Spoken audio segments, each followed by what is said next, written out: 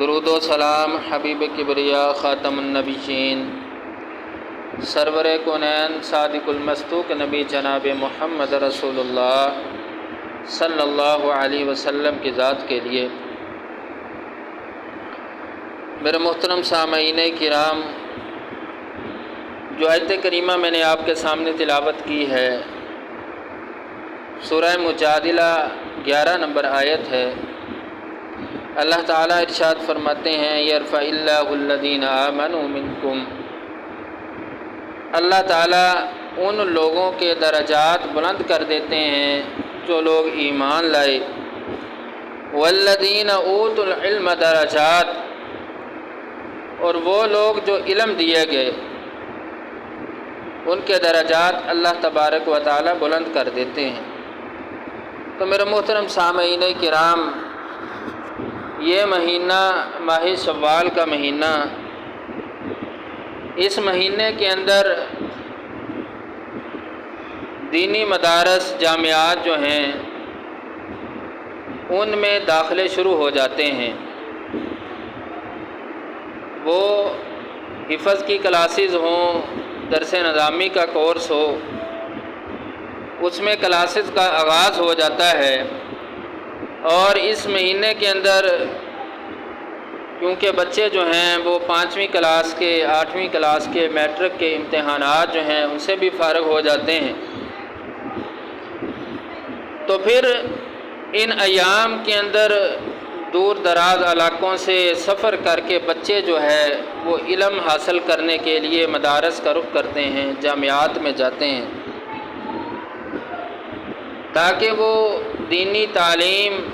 قرآن و سنت کی تعلیم کو حاصل کر کے، قال قال رسول اللہ صلی اللہ علیہ وسلم کی تعلیم کو حاصل کر کے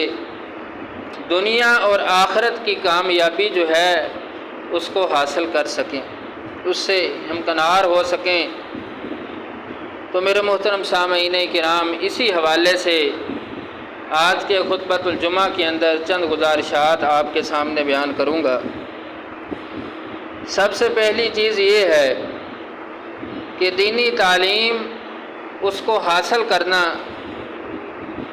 اس کی کیا فضیلت ہے، اس سے قبل میں آپ کے سامنے اہل علم کے فضائل، ان کے مناقب جو قرآن و سنت سے ہمیں پتہ چلتے ہیں وہ آپ کے سامنے بیان کر دوں، تاکہ علم کو حاصل کرنے کے لیے رغبت جو ہے وہ انسان کے اندر پیدا ہو جائے۔ جب رغبت پیدا ہو جاتی ہے، کسی کام کو کرنے کا بندے کے اندر عزم اور جزم پیدا ہو جاتا ہے، تو پھر بندہ اس کام کے لیے نکل پڑتا ہے۔ تو میرے محترم سامعین کرام، سب سے پہلی چیز کہ اللہ تبارک و تعالی اہل علم کو دنیا اور آخرت میں بلند کر دے گا۔ جس طرح قرآن کے اندر سورہ مجادلہ ہے، اللہ تعالیٰ ارشاد فرماتے ہیں یرفع اللہ الذین آمنوا منکم والذین اوتوا العلم درجات، اللہ تعالیٰ ان لوگوں کے درجات کو بلند کر دیتے ہیں جو لوگ اہل علم ہیں، علم کی تعلیم یعنی قرآن و سنت کی تعلیم کو حاصل کرنے والے ہیں، ان کے درجات اللہ تبارک و تعالیٰ بلند کر دیتے ہیں۔ اور پھر یہ درجات کا بلند ہونا بندے کی دنیا اور آخرت کی کامیابی ہے، بندہ دنیا میں بھی کامیاب اور آخرت میں بھی کامیاب ہو جاتا ہے۔ اور اسی طرح دوسری چیز اللہ تبارک و تعالیٰ قرآن میں اس بات کو واضح کرتے ہیں کہ اہل علم کے حوالے سے پہلی چیز یہ ہے کہ اللہ ان کے درجات کو بلند کرتے ہیں۔ دوسری چیز اور جو اللہ تبارک و تعالیٰ نے بیان فرمائی ہے وہ اللہ نے اہل علم لوگ جو علم کو جاننے والے ہیں ان کو اور وہ لوگ جو علم کو نہیں جانتے ان کو الگ الگ کر دیا ہے۔ سورہ زمر کے اندر اللہ تعالیٰ ارشاد فرماتے ہیں قُلْ هَلْ يَسْتَوِي الَّذِينَ يَعْلَمُونَ وَالَّذِينَ لَا يَعْلَمُونَ إِنَّمَا يَتَذَكَّرُ أُولُو الْأَلْبَابِ، بے شک وہ لوگ جو علم رکھتے ہیں اور وہ لوگ جن کے پاس علم نہیں ہے، کیا وہ برابر ہو سکتے ہیں؟ یہاں پر اللہ تبارک و تعالیٰ نے انداز استفہامیہ جو ہے وہ اختیار کیا ہے، لیکن اس کے اندر نفی ہے۔ اسے کہتے ہیں استفہامی انکاری انداز۔ جس طرح بات کو سمجھیں، اگر کوئی بچہ ایسا کام کرنے لگے جو اس سے نہ ہوتا ہو یا وہ نہ کر سکتا ہو، تو بڑا اس سے کہے گا کیا تم یہ کام کر سکتے ہو؟ مطلب یہ نہیں کہ وہ اس سے سوال کر رہا ہے، مطلب یہ ہے کہ تم یہ کام نہیں کر سکتے۔ یہاں پر بھی اللہ تبارک و تعالیٰ نے یہی انداز جو ہے اختیار کیا ہے، قُلْ هَلْ يَسْتَوِي الَّذِينَ يَعْلَمُونَ وَالَّذِينَ لَا يَعْلَمُونَ، کیا برابر ہو سکتے ہیں وہ لوگ جو جانتے ہیں اور وہ لوگ جو نہیں جانتے؟ اور تیسری چیز اہل علم کے بارے میں، اہل علم کی فضیلت کے بارے میں، کہ اہل علم جو ہیں وہ اللہ سے ڈرنے والے ہوتے ہیں۔ ارشاد باری تعالیٰ ہے انما یخشی اللہ من عبادہ العلماء، کہ وہ لوگ جو اہل علم ہیں، علم رکھتے ہیں، وہ اللہ سے ڈرنے والے ہوتے ہیں۔ اب علم کی مقدار کیا ہے کہ جس بندے کے پاس جو علم ہے وہ اس علم کے مطابق اللہ سے ڈرنے والا ہو۔ یہی چیز اللہ تبارک و تعالیٰ قرآن میں بیان فرماتے ہیں کہ انما یخشی اللہ من عبادہ العلماء، کہ اہل علم اللہ سے ڈرنے والے ہوتے ہیں، وہ اللہ سے ڈر جاتے ہیں، ان کے دل میں اللہ کا خوف ہوتا ہے۔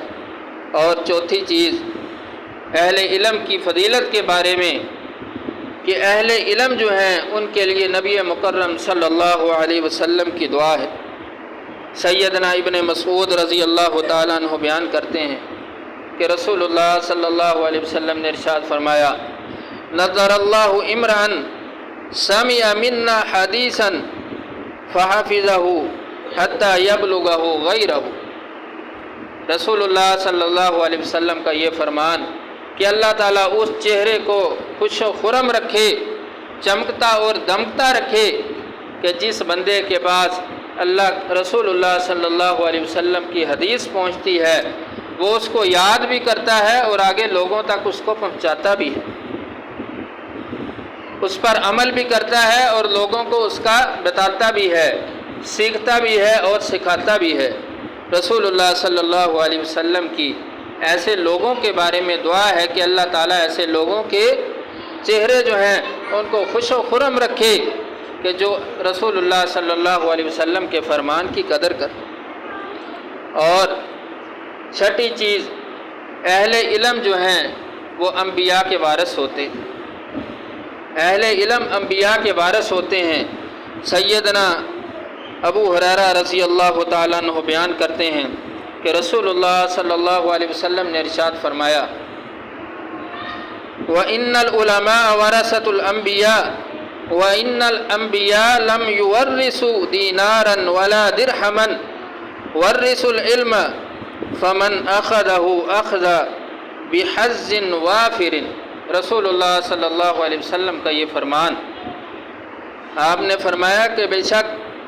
علماء یہی انبیاء کے وارث ہیں۔ اب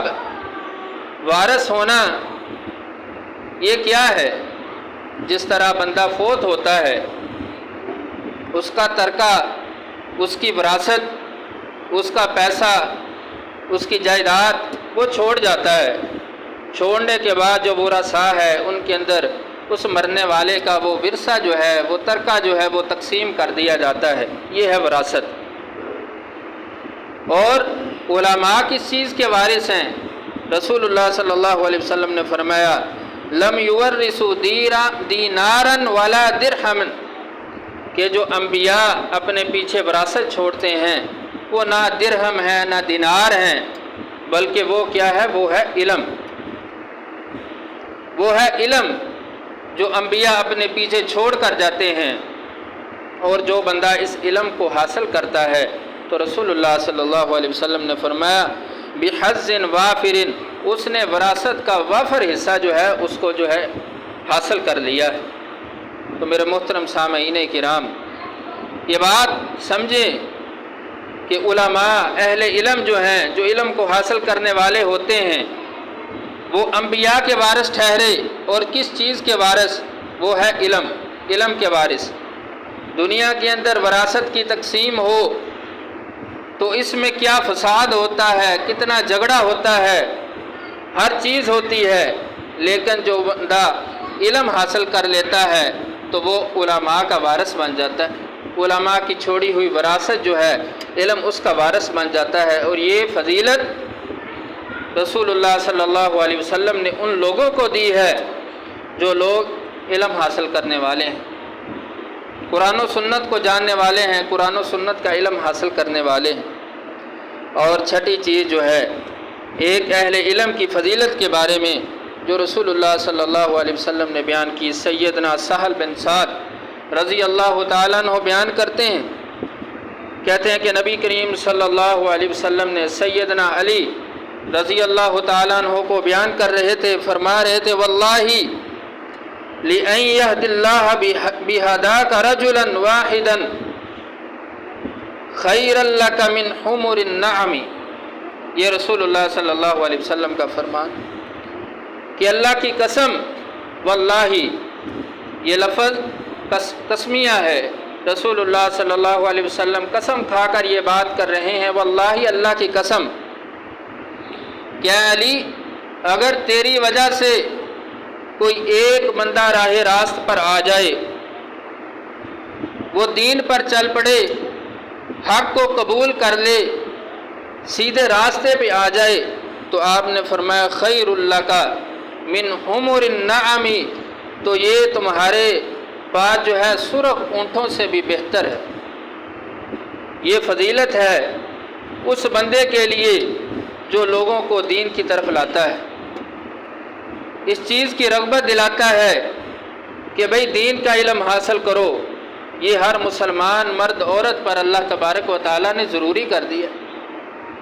کہ وہ دین کا علم حاصل کرے۔ تو رسول اللہ صلی اللہ علیہ وسلم کا فرمان، یہ سرخ اونٹ کا ہونا، یہ عرب کے اندر بہت ہی قیمتی جانا جاتا تھا۔ خال خال ان لوگوں کے پاس یہ اونٹ ہوا کرتے تھے، چیدہ چیدہ لوگ جو ہیں، کیونکہ یہ قیمتی چیز تھی اس لیے بہت کم لوگوں کے پاس یہ اونٹ ہوا کرتے تھے۔ انسان بلا شبہ کثرت مال کی حرص رکھنے والا ہے، اس کو یہ حرص اور طمع ہوتی ہے کہ میرے پاس مال ہو، اور ہو بھی کثرت کے ساتھ بہت زیادہ۔ تو رسول اللہ صلی اللہ علیہ وسلم نے اس لیے یہ مال کے ساتھ رغبت دلائی ہے، اس بات کا تذکرہ کیا ہے کہ اگر تم کسی بندے کو دین کی طرف لے آتے ہو، راہ راست پر لے آتے ہو، تو یہ تمہارے لیے اس طرح ہو جائے گا جس طرح تمہارے پاس سرخ اونٹ جو ہیں اس سے بھی بہتر۔ تو میرے محترم سامعین کرام، ساتویں چیز کہ اہل علم کی فضیلت کے بارے میں رسول اللہ صلی اللہ علیہ وسلم کا فرمان کہ اہل علم جو ہیں وہ درجے میں ایک مجاہد کے جیسے ہوتے ہیں۔ سیدنا ابو ہریرہ رضی اللہ تعالیٰ عنہ بیان کرتے ہیں کہ رسول اللہ صلی اللہ علیہ وسلم نے فرمایا من جاء مسجدی ھذا لم یأتیہ الا لخیر یتعلمہ او یعلمہ فہو بمنزلۃ المجاہد فی سبیل اللہ، کہ رسول اللہ صلی اللہ علیہ وسلم کا یہ فرمان کہ جو بندہ مسجد کی طرف اس نیت اور ارادے کے ساتھ آتا ہے کہ وہ کوئی خیر کی بات، کوئی اچھی بات سیکھے گا یا سکھائے گا، تو آپ نے فرمایا فَهُوَ بِمَنزِلَةِ الْمُجَاهِدِ، کہ اس کا مقام اس طرح ہے جس طرح ایک مجاہد کا مقام ہوتا ہے۔ ایک مجاہد، اس کی فضیلت، اس کا مقام و مرتبہ اسلام میں بہت زیادہ ہے۔ رسول اللہ صلی اللہ علیہ وسلم نے اگر کسی موت کی خواہش کی ہے تو وہ شہادت کی موت تھی۔ سورہ بقرہ کے اندر اللہ تبارک و تعالی ارشاد فرماتے ہیں وَلَا تَقُولُوا لِمَن يُقْتَلُ فِي سَبِيلِ اللَّهِ أَمْوَاتٌ بَلْ أَحْيَاءٌ وَلَكِن لَّا تَشْعُرُونَ، کہ وہ لوگ جو اللہ کے راستے میں قتل کر دیے جاتے ہیں ان کو تم مردہ نہ کہو، بل احیاء ولکن لا تشعرون، بلکہ وہ اللہ کے ہاں زندہ ہوتے ہیں لیکن تمہیں شعور نہیں ہے، تمہیں سمجھ نہیں ہے۔ یہ مقام و مرتبہ ایک شہید کا ہے، خون کا قطرہ بعد میں زمین پہ گرتا ہے، اللہ تبارک و تعالیٰ اس کے سارے گناہوں کو معاف کر دیتے ہیں۔ اور یہ شہید، یہ شہادت کا مرتبہ کس کو ملتا ہے؟ یہ گھر میں بیٹھے نہیں ملتا، یہ اس مجاہد کو ملتا ہے جو فی سبیل اللہ نکلتا ہے، اللہ کے راستے میں نکلتا ہے۔ اور اہل علم بندہ جو ہے، جو علم کی طمع کے لیے نکلتا ہے، علم کو حاصل کرتا ہے، تو رسول اللہ صلی اللہ علیہ وسلم نے فرمایا کہ وہ بندہ بھی ایک مجاہد کی طرح ہوتا ہے۔ اور 8ویں چیز اہل علم کی فضیلت کے بارے میں کہ اہل علم کو مرنے کے بعد بھی ثواب ملتا رہتا ہے۔ سیدنا ابو ہریرہ رضی اللہ تعالیٰ عنہ سے روایت ہے کہ رسول اللہ صلی اللہ علیہ وسلم نے ارشاد فرمایا اذا مات الانسان قطع عنہ عملہ، کہ جب بندہ فوت ہوتا ہے تو اس سے اس کے اعمال جو ہیں وہ سارے کاٹ لیے جاتے ہیں، ختم ہو جاتے ہیں۔ جو ایک عمل کا سلسلہ ہے وہ منقطع ہو جاتا ہے،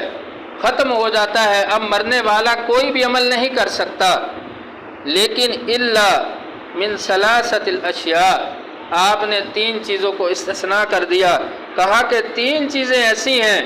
جو مرنے والے کے ساتھ جاری ساری رہتی ہیں، ان کا ثواب اس کو پہنچتا رہتا ہے، وہ چیزیں منقطع نہیں ہوتی، وہ نہیں کاٹی جاتی۔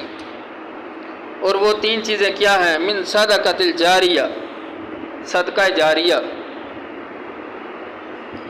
پہلی چیز ہے صدقہ جاریہ۔ اب صدقہ جاریہ کیا ہے؟ کہ بندہ اپنی زندگی کے اندر کوئی ایسا کام کر دیتا ہے، مثلا کسی جگہ پہ اس نے پانی کا انتظام کر دیا،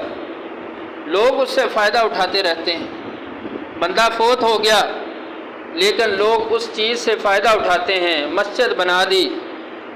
مرنے والا چلا گیا، فوت ہو گیا، لیکن اس مسجد سے لوگ جو ہے وہ فائدہ اٹھاتے ہیں، نماز پڑھتے ہیں، قرآن کی تلاوت کرتے ہیں، ذکر و اذکار کرتے ہیں، وہاں پہ اہل علم بیٹھتے ہیں، دین کی بات ہوتی ہے، تو وہ اس کے لیے صدقہ جاریہ ہے۔ تو یہ چیز صدقہ جاریہ کا ہونا، رسول اللہ صلی اللہ علیہ وسلم نے فرمایا کہ اس کا ثواب جو ہے مرنے والے کو پہنچتا رہتا۔ اب دیکھیں، مسجد بنانے والے، یہ مسجد جو بنی ہے وہ اس دنیا سے چلے گئے، لیکن اس کا ثواب، اس کی برکت، اس کی رحمت اللہ تبارک و تعالیٰ قیامت تک جو ہے بنانے والوں کو عطا کرتے رہیں گے۔ یہ ہے صدقہ جاریہ۔ کل قیامت کا دن ہوگا، بندے نے اعمال نہیں کیے، اعمال میں کمزور ہے، لیکن اللہ تبارک و تعالیٰ اس کے سامنے اتنی زیادہ نیکیاں، اتنا اجر، اس کے پہاڑ لگا دیں گے، بندہ پریشان ہو جائے گا، کہے گا اللہ اتنی نیکیاں، اتنا ثواب، اور وہ بھی میرا، دنیا کے اندر میں تو بد عمل تھا، میں تو ایسا کچھ بھی نہیں کرتا تھا کہ تجھے راضی کر دوں، لیکن پھر بھی اتنا ثواب۔ اللہ تعالیٰ کہیں گے یہ تیرا صدقہ جاریہ ہے، ایسے اعمال جو دنیا کے اندر تو کر کے آیا، لوگ اس سے فائدہ اٹھاتے رہے۔ تو یہ ایک سلسلہ ہے، بہت لمبا سلسلہ، لامتناہی سلسلہ جو چلتا رہتا ہے۔ اگر بندہ سمجھے تو اللہ تبارک و تعالیٰ اس سلسلے کو نہیں کاٹتے۔ اور دوسری چیز رسول اللہ صلی اللہ علیہ وسلم نے فرمایا او علم ينتفع به، وہ علم جس سے لوگ فائدہ اٹھائیں۔ قرآن و سنت کا علم، اگر بندہ کسی بچے کو، اپنے بیٹے کو یا کسی کو بھی دین کی طرف لگا دیتا ہے، تو وہ بچہ جب تک قرآن کی تعلیم کو حاصل کرتا ہے، حدیث کی تعلیم کو حاصل کرتا ہے، وہ پڑھ جائے گا، پھر وہ اپنے آگے لوگوں کو، بچوں کو پڑھائے گا، اس کے شاگرد ہوں گے، پھر ان شاگردوں میں سے چند شاگرد آگے پڑھائیں گے، ان کے شاگرد ہوں گے، یعنی یہ لامتناہی سلسلہ چلتا رہے گا۔ اور جب تک یہ سلسلہ چلتا رہے گا، اس بندے کو جس نے سب سے پہلے ابتدا کی تھی اس نیکی کی، اللہ تبارک و تعالیٰ اس بندے کو اس کا ثواب عطا کریں گے۔ رسول اللہ صلی اللہ علیہ وسلم نے وہ حدیث ایک مزدور کے بارے میں بیان فرمائی، آپ نے کہا کہ اگر کوئی مانگنے والا، کوئی سوالی آپ کے پاس آتا ہے، تو آپ اگر اس کو کچھ نہیں دے سکتے تو آپ کسی سے اس کے لیے سفارش کر دیں۔ کہ وہ اس کو عطا کر دے۔ آپ کا یہ سفارش کرنا اسی طرح ہوگا جس طرح آپ نے اس کو وہ کچھ جو مانگ رہا تھا وہ عطا کر دیا۔ یعنی نیکی کی طرف لگانے والا بندہ جو نیک کام کرتا ہے اس کے برابر، اس کے مثل اللہ تبارک و تعالیٰ اس بندے کو بھی ثواب عطا کرتے ہیں جو نیکی کی طرف لگاتا ہے۔ تو میرے محترم سامعین کرام، یہ مہینہ ماہ شوال کا جیسے میں پہلے بیان کر چکا کہ اس مہینے کے اندر دینی مدارس، دینی مراکز جو ہیں ان میں داخلے جو ہے وہ شروع ہو جاتے ہیں۔ تو اس لیے کوشش کریں کہ اپنے بچوں کو دین کی تعلیم کے لیے لگائیں، دین کی تعلیم کے لیے نکالیں۔ اسی طرح اپنے ہمسائے، ادھر اپنے رشتہ داروں میں ہر طرف دیکھیں جو بچے جو ہیں وہ دین کی تعلیم کے لیے جا سکتے ہیں تو ان کو نکالیں، کوشش کریں کہ ان کو دین کی تعلیم کے لیے جو ہے نکالا جائے۔ اگر آپ کے کہنے پر کوئی ایک بچہ جو ہے وہ دین کی تعلیم کے لیے، قرآن و سنت کی تعلیم کے لیے نکل پڑتا ہے، اس کو حاصل کرنے کے لیے نکل پڑتا ہے، تو یہ ایسا صدقہ جاریہ ہے کہ جس کا اندازہ نہیں کیا جا سکتا۔ وہ بچہ صبح سے لے کر شام تک قرآن کے سینکڑوں الفاظ اپنی زبان سے ادا کرنے والا ہوتا ہے۔ بندے کو اس بات کا علم نہیں کہ میں نے یہ نیکی کر دی ہے، لیکن وہ بچہ پڑھنے والا سینکڑوں الفاظ ادا کرتا، ایک لفظ پر اللہ 10 نیکیوں کا ثواب عطا کرتے ہیں۔ پھر جس بندے نے اس طرف لگا دیا ہے کوشش کر کے، تو آیا کہ وہ بندہ اس نیکی سے کیسے محروم رہ سکتا ہے؟ اللہ تبارک و تعالیٰ اس بندے کو بھی اس مثل جو ہے اجر و ثواب عطا کریں گے، کیونکہ اس کی یہ کوشش تھی، اس کا یہ نظریہ تھا کہ یہ بچہ جو ہے، یہ لوگ جو ہیں یہ دین کی طرف چلے جائیں، دین کی تعلیم حاصل کریں۔